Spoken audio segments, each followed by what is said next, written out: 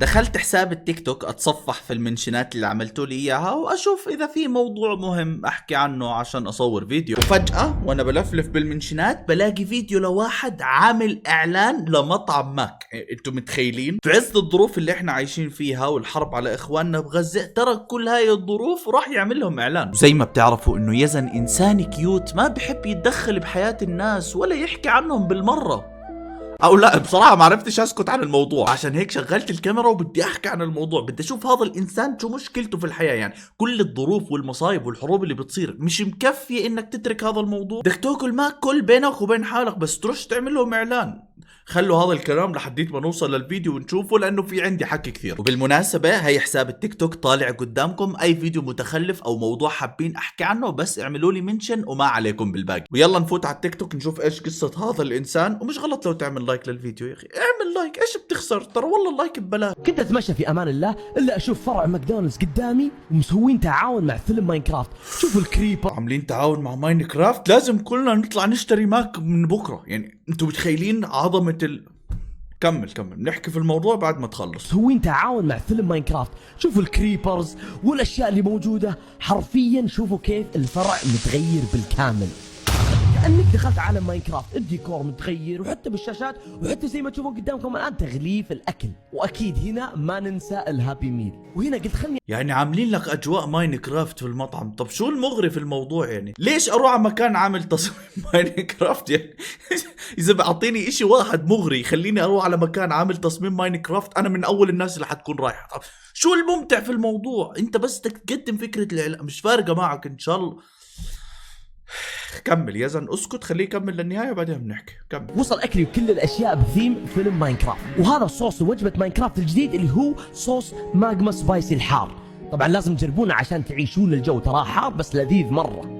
واللي يطلب من تطبيق ماك يحصل على هدايا حصريه لشخصيات ماينكرافت. تقدرون تستبدلون النقاط برضو انكم تاخذون تيشيرتات او سكن داخل اللعبه. طبعا عندكم فرصه انكم تفوزون بلاي ستيشن 5، بس صوروا تجربتكم في ماك مع وجبه ماينكرافت ونزلوها بالتيك توك، وماك راح يختارون افضل 10 فيديوهات وراح يعطونهم بلاي ستيشن 5. الجوائز والهدايا الفتره محدوده، الحقوا عليها قبل ما تخلص. يعني فوق ما انت عامل اعلان للماك اللي احنا صرنا كم من سنه قاعدين بنحاول نخلي الناس تقاطعه وتبعد عن هذا الموضوع، فوق الموضوع انت بتغري الناس انه نروح تشتري منه عشان تربح بلاي ستيشن. كانك بتقول للاطفال يلا في فرصه نكسب بلاي ستيشن فتعالوا وصو.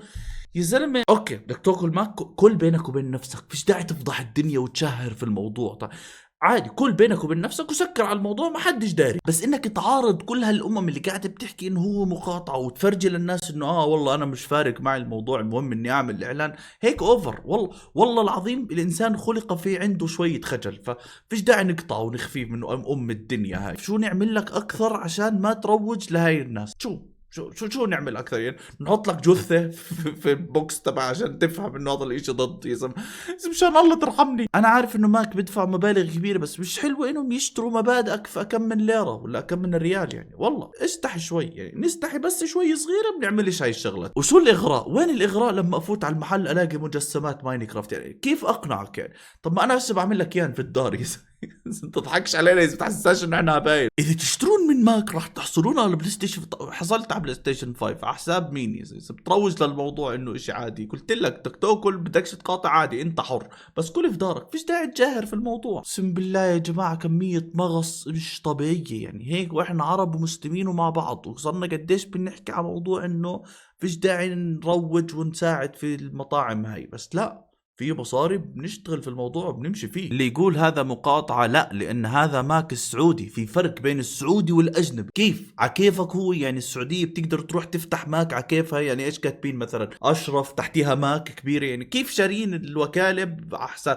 بزبطش، لازم يكون في الوكالة مأخوذة من الشركة الأم. يعني الشركة الأم لازم يكون إلها إيد في الموضوع. هل ماك السعودية ماكدونالدز السعودية؟ نفتخر أن ماكدونالدز السعودية هي سعودية 100%. جميع الأرباح تعود لشركتين السعودية، منهم شركة الرياض العالمية للأغذية وشركة رضا للخدمات الغذائية. الشركة الأم تأخذ رسوم على الامتياز التجاري بنسبة 4%. الشركة الأم اللي هي الماك الأصلية الموجودة في أمريكا، يعني في نسبة 4% بتروح للشركة الأم. ما بزبط إنك تأخذ الاسم التجاري تجاري وتفتحه بدون ما الشركة الام تاخذ منه اشي. بس لا اسمك السعودي 100%، الشركة الام ما لها دخل. على كيفك، ما هو يعني انت حضرتك بتقرر صح؟ بجربها عشانك بس، بسم الله ويلا نطلب. تصوير والاعلان جامد جاري الطلب. شفت كم من واحد انت اغريتهم عشان يروحوا يطلبوا من الموضوع.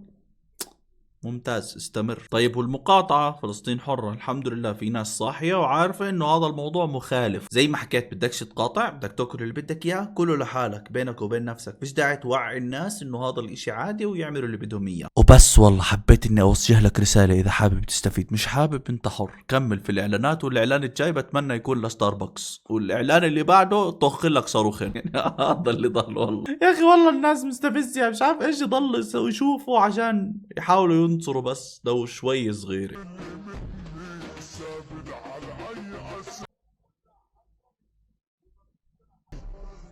زفت هذا يعني. طب شو يعني. واحد حاط علبة عصير سكويز في راسك وبطلع منها على حليب. ليش؟ طب ليه يعني؟ شو المفروض هسه المحل فول زباين؟ والله بدنا شعرنا يطلع حليب. بس يقطعونا النت، خلص ناس بيرجع لايام فرعون. مش الكل طبعا، في ناس كثير إلها كل احترام، بس قصدي عن الفئة هاي. شو المغري في واحد حلاق بصور حاله وهو بيطلع من شعر واحد حليب؟ يعني سر رضع في شعره، والله جيب اطفال من الشارع ورضعهم في شعر. شو بدك شو الرسالة اللي بتحاول توصل لنا اياها؟ متاع الدنيا قليل والآخرة خير لمن اتقى ولا تظلمون فتيلا أينما تكونوا يدرككم الموت يا جماعة لا تأجلوا الصلاة ولا تأجلوا التوبة ولا تأجلوا الرجعة عن المعصية لبكرة، لأنه ما بتعرف إذا بكرة حيجي عليك ولا لا.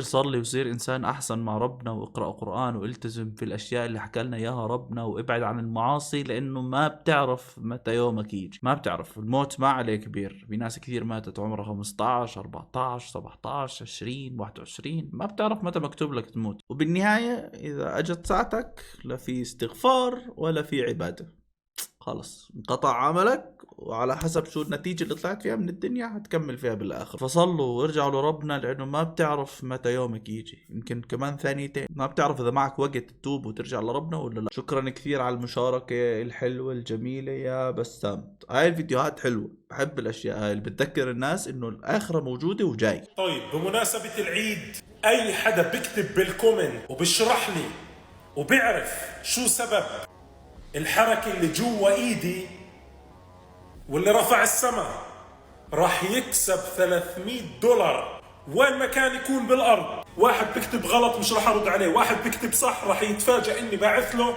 واحكي له ابعث لي رقمك عشان يوصل لك $300. إذا $300 إيش؟ إذا أنت معك $3.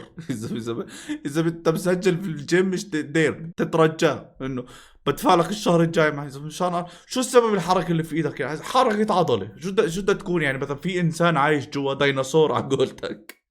ابو حميد مشان الله. استنونا بالفيديو الجاي، وبرضه كمان لا تنسوا حساب التيك توك حطيته في بداية الفيديو. إذا عندكم فيديوهات متخلفة منشنون عليها وأنا راح أعمل عنها فيديو كامل. واعمل لايك إذا إنك فاضي يعني. وبشوفكم بالفيديو الجاي. سلام.